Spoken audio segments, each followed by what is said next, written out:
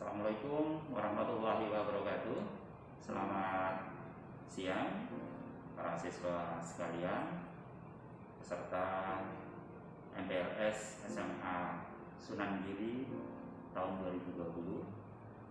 Saya ucapkan selamat. Alhamdulillah, puji syukur kita panjatkan kehadirat Allah SWT yang telah memberikan rahmatnya kepada kita, sehingga siang ini kita masih diberikan kesempatan untuk melaksanakan kegiatan penyampaian materi terkait dengan kegiatan MPLS tahun 2020. Baik para siswa sekalian, sebelum kami menyampaikan materi terkait masalah antisipasi atau meniadakan daripada kegiatan bullying di sekolahan, sedikit saya memperkenalkan diri ya. Nama Tasmani, pangkat Aibtu, Kesatuan Polsek Menganti Polres Gresik, jabatan selaku Kasih Umum. Jadi itu sedikit perkenalan singkat. Para siswa sekalian, kaitannya dengan materi saat ini dan bullying di sekolah ya. Ini perlu kita tekankan bahwa kegiatan atau kebiasaan para siswa yang tidak sadar ya, yang sekarang kadang marak yang dikatakan bullying, ini harus kita tekan supaya tidak ada korban-korban selanjutnya, baik secara fisik maupun psikis. Nah, dalam pergaulan di sekolah ya, kita jumpai perilaku anak yang suka mengejek ini ya, memukul, mengintimidasi, mengompas atau memfitnah. Nah ini karena korban bullying ini merasa tidak nyaman, terancam, terganggu konsentrasinya, belajarnya, sampai pada ketakutan yang berlebihan. Nah, jika tindak bullying ini tidak dilawan, maka akan semakin merugikan anak ya, akan merugikan para siswa yang menjadi korban bullying. Maka dari itu kita harus selalu saling menghargai antar sesama teman ya, jangan suka ngerjain ya. Jadi kita harus selalu tekankan gitu. Nah, pengertian bullying itu sendiri ya, ini suatu tindakan yang menyakiti dari seseorang pada orang lain dengan sengaja ya, yang dilakukan lebih dari sekali, jadi sering gitu ya, sering. Bullying ini bisa berwujud tindakan fisik maupun psikis.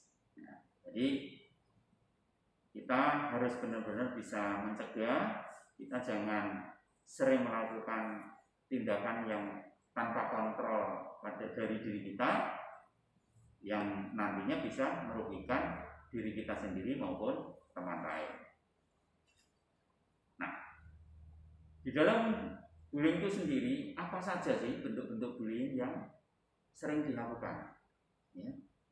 Ini bisa juga bullying secara fisik. Ya. Fisik ini berarti secara kontak fisik melakukan kekerasan kepada teman. Ya. Nah, seperti mungkin menjambak, mencubit, memukul, nah, mencolek dan sebagainya. Ini yang sering dilakukan dan itu selalu berulang-ulang. Ya, setiap ketemu dicubit, setiap ketemu dipukul. Nah, ini akhirnya inilah yang dikatakan perbuatan bullying secara fisik. Ini jangan sampai terjadi pada para siswa supaya teman-teman kita tidak sampai ada kerugian secara fisik ya, mungkin sakit dan lain sebagainya, jangan terjadi. Kemudian ada juga bullying verbal ya. Ini ucapan atau kata-kata ya, ucapan atau kata-kata yang mengejek ya, mungkin mencaci, atau mungkin mereka juga merendahkan dengan kata-kata ya.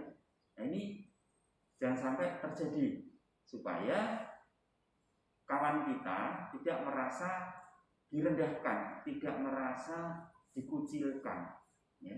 Jadi sama-sama kita di dalam lembaga sekolah itu sama-sama tujuannya untuk mencari prestasi.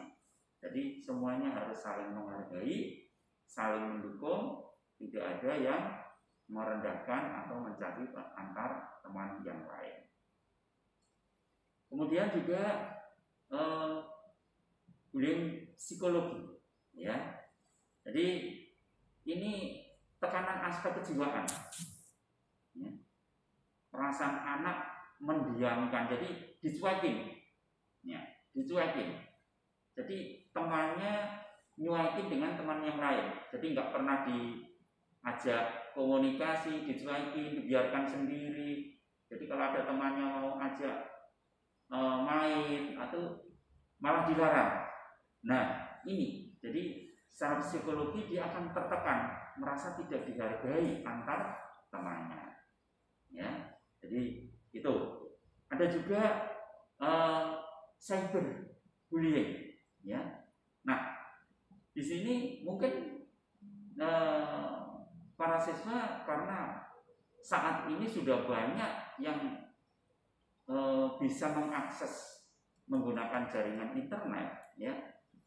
Jadi untuk mengejek, merendahkan dan lain sebagainya dengan kata-kata tulisan, ya, itu melalui jaringan internet. Sehingga di sini mungkin melalui jaringan Facebook dan sebagainya, teman-teman yang lainnya juga bisa melihat akhirnya yang mengikuti. Nah ini bisa nanti berdampak mereka psikisnya juga merasa terganggu, ya. Jadi itu bentuk-bentuk bullying yang harus para siswa perhatikan, jangan sampai dilakukan, karena ini semua nanti juga ada pidananya, ya. Ada pidananya kalau itu dibiarkan secara terus-menerus karena ada pihak-pihak yang dirugikan. Nah, apa penyebab, ya, munculnya perilaku bullying itu? Ini kalau para siswa mungkin bisa merasakan, ya, bullying itu terjadi kadang-kadang karena tradisi turunan. Apa yang dimaksud turunan? Dari seniornya yang kerjain. Nah, kemudian korban ini nanti pada saat dia sudah menjadi senior akan ngerjain pada juniornya lagi. Nah ini yang dikatakan turun temurun, ya.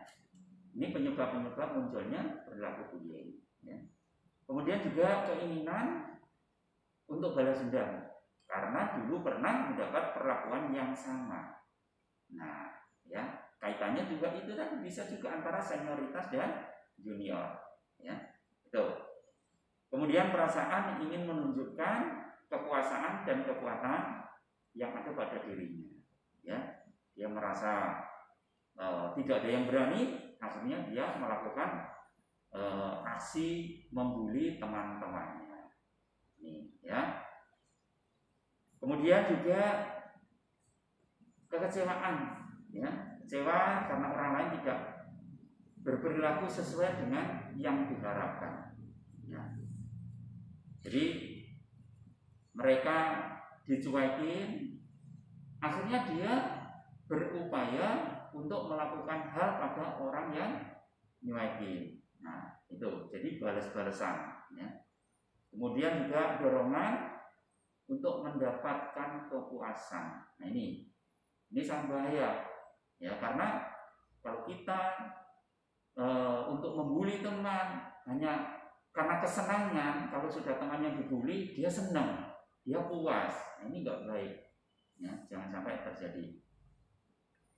Kemudian juga dianggap menghina atau mengganggu kelompok tertentu atau kelompok-kelompok, ya, atau geng.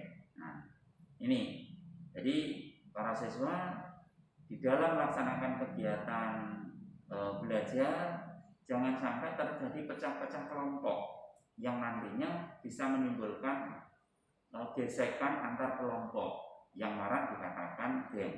Ini jangan sampai terjadi, ya.